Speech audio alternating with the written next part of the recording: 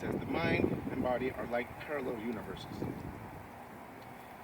Anything that happens in a mental universe must leave tracks in the physical. The first thing I noticed when I met Freddy was the bright and powerful aura. I instantly felt safe, happy, and for some odd reason, emotional. Almost like a child sharing a special moment with his father or grandfather. And for me, I'd never had that. Freddy always somehow found a way to keep a smile on his face. And as far as I can remember, never getting upset. I've never seen Freddy upset. Even with the bullshit that's going on today.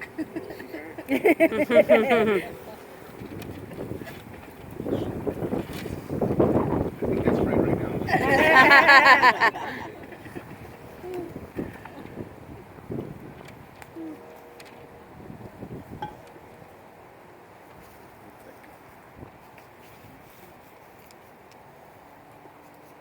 During one of our deep and beautiful conversations, we somehow came upon the subject of parallel universes. Freddy started talking about energies and how strong the universe and the complexity of one's brain is. He then looked at me and asked me if I believed in stuff like that. And immediately I responded by saying, of course I do. And he goes, well, why? And I went on to explain. I said, as a child, growing up, I really didn't know where I came from or where I was going. At a very young age, I felt like I was alone, by myself. At the age of 5 or 6, I think I was. Being Freddy, he sat there interested and really listened to me. I explained that I had a lot of bad images as a kid in my head, feelings, thoughts. And to get those images and thoughts out of my head, I always loved to read. Reading would make me use my imagination, help me get away from a bad spot, bad place, bad situation. Especially the classics I explained to him. Huckleberry Finn, Tom Sawyer, and the one I liked the most was the Time Machine. Time Machine, you go back and you could disappear, go to another space.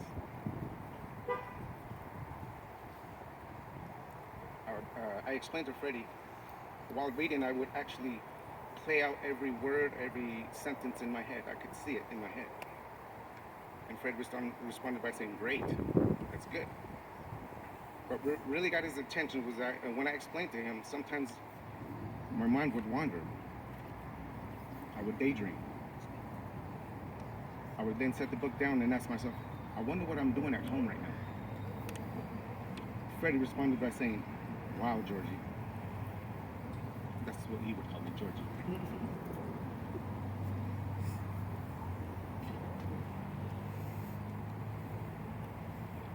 Freddie's eyes opened wide and he asked me, how old were you when you felt like this, George?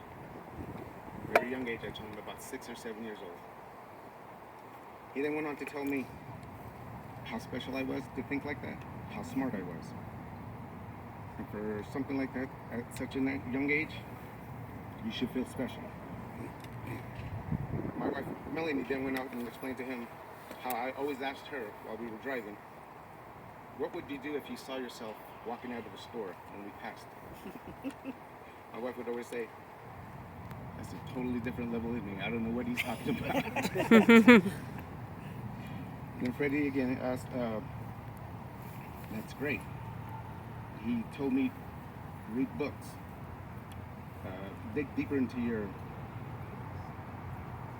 feelings, into those thoughts. Read quantum physics, the universe and the energies in it. Find your chi, and you will see how much more life will be balanced. And I really tried.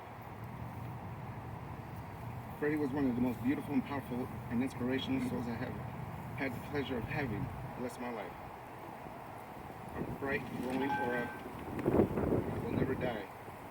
One that I will keep in my heart forever. I will treasure the last time I spent with Freddy. My wife mentioned this.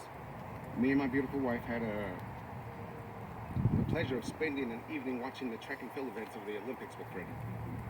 We brought him his favorite dinner, which were 2 fish tacos and a chocolate shake. As he was eating, he was naming he was on point. He was naming all of the events, all of the participants, even if it was the women. And all of a sudden he said, Bolt. What a powerful name. I then asked him, didn't you run in college? He said, yeah, I was a long distance runner. And if I was as fast as Bolt, I would win a whole bunch of gold medals myself. As always, I started drifting into into La La Land. He would go in and out of sleep. He was tired. And I remember all the things that Fred had achieved. He was in college, Army, a philosopher, a mentor, beautiful friend, beautiful aura, beautiful energy. And as our visit came to an end and we were walking out, I just turned to my wife, shaking my head. I said, geez, I gotta get my shit together. This man had a great legacy. He touched everybody he came in contact with. And all I can say now to Fred here is, I know that you're in that castle with your beautiful sister and probably finding some way to come back and visit. So Fred, here's to you, my friend, my mentor, my chief. I love you. And one more thing, another little quote that I found. In some other life, we are standing side by side and laughing. But in some other life, that we are apart. Thank you.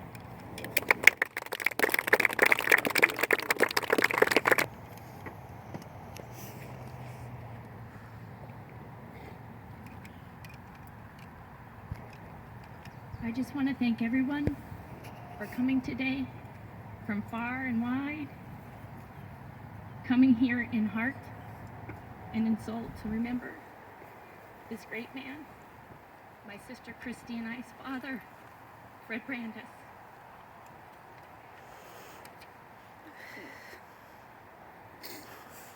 Thank you for being here.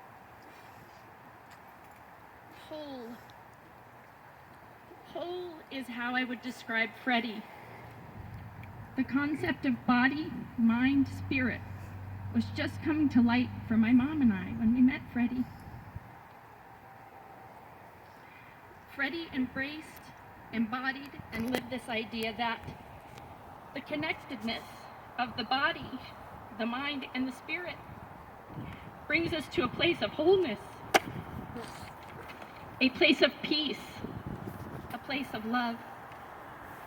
It was approximately 1994. I was 23 years old at the time, in college, and y'all remember that time when we know all there is to know in life.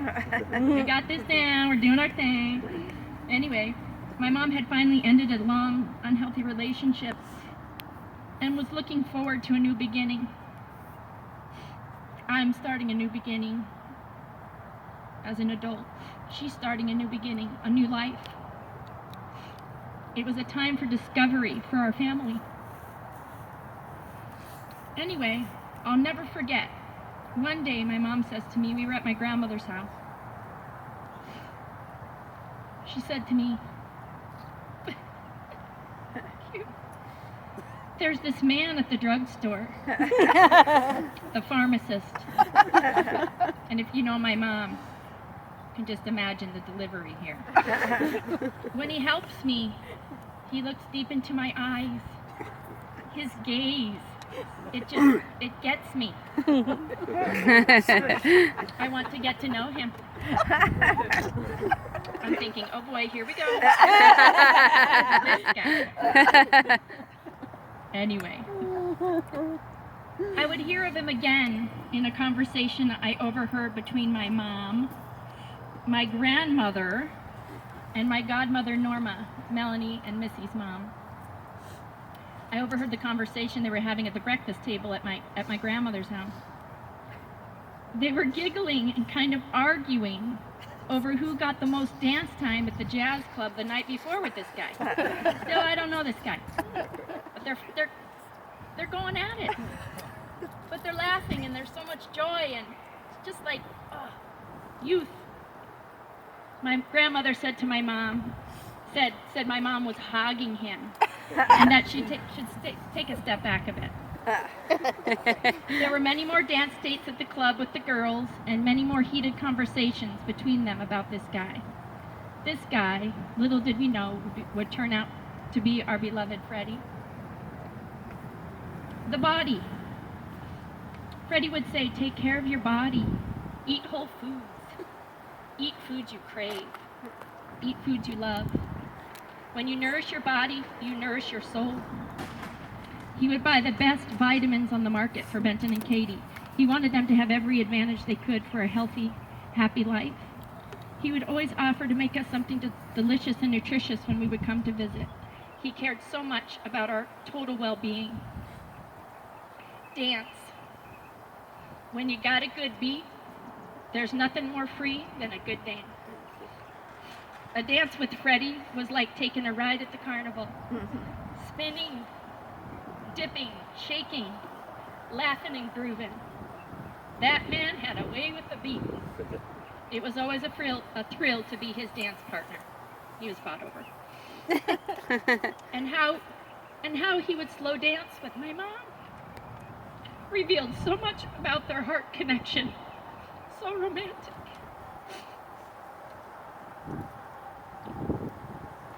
Sing and whistle a happy tune.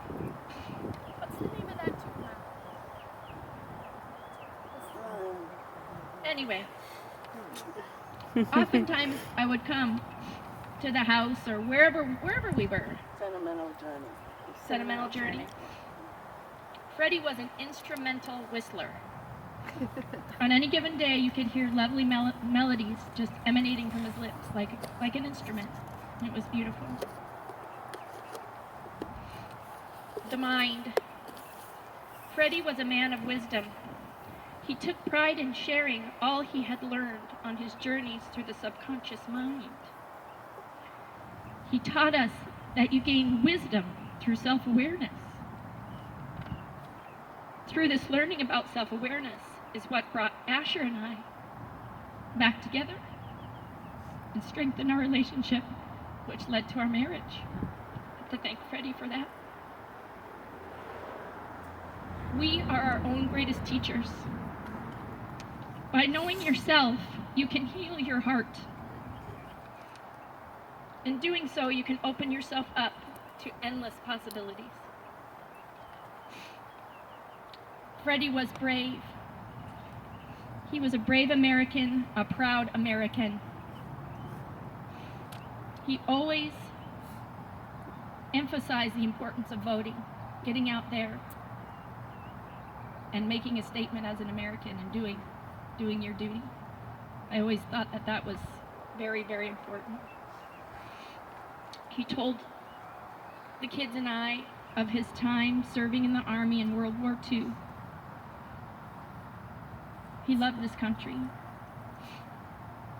Yet he questioned humanity when he and the other young soldiers stopped on a train going through Hiroshima, Japan, after the atomic bomb had gone off.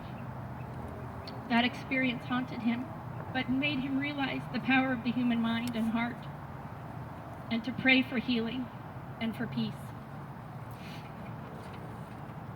Freddy was a kind, loving father and grandfather to our children. He was present and engaged, always interested in their new endeavors. He loved being a part of our lives. He loved coming to B's baseball games, watching him play, remembering when he was a ball player himself. He delighted in Katie's creative dance and her artistic ability. He was so thankful that through my mom, he had the opportunity to be a father to my sister and I, and a grandparent to Benton and Katie. He was really proud of us. Over the years, he would oftentimes, with tears in his eyes, say, "I am so thankful for you. I never imagined I would be a father or a grandfather." The gift you have given me is beyond words, and I am so thankful. I would tell him, you are our gift too. You are a blessing. We are thankful for you. The Spirit. I am thankful for Freddy in that he always emphasized to us the value and power of love. The love that he and my mother shared was something unique and beautiful, powerful, something rarely witnessed. He loved her for who she is. He valued her. He deeply cared for her. Through this unconditional love for my mother, he taught us all about the connection we all have to one another. The love we share between ourselves, our family and friends is what connects us to a higher power. My mom told me of a moment nearing the end of Freddy's life, one of the last times he could stand on his own feet, where the two of them were holding one another at the foot of his easy chair. They began to sing and sway together in a loving embrace, and realized they were dancing their last dance. It was that same dance, that dance of the heart, that brought them together in the beginning, and that will bind them forever. I witnessed a man who was truly at peace, a man who lived a life fulfilled. What a blessing to have known him and learned so much from him. We will carry his legacy forever in our hearts. He is whole. We love and miss you, Freddy.